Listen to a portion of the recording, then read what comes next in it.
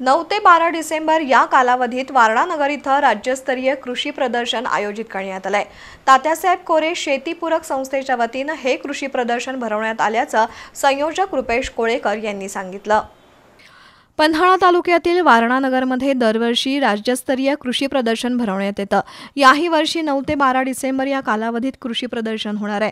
या कृषी प्रदर्शनात शेतीपूरक विविध साधन सामुग्री, जातीवंत बियाणं आणि शेतीविषयक तंत्रज्ञानाचा समावेश असणार आहे। त्याचबरोबर जातीवंत जनावरांचं प्रदर्शन भरवण्यात येणार आहे।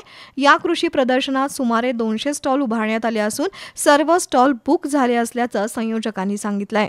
वारणा कृषी प्रदर्शन 2024 हे 9 डिसेंबर ते 13 डिसेंबर आयोजित करण्यात आलेलं आहे।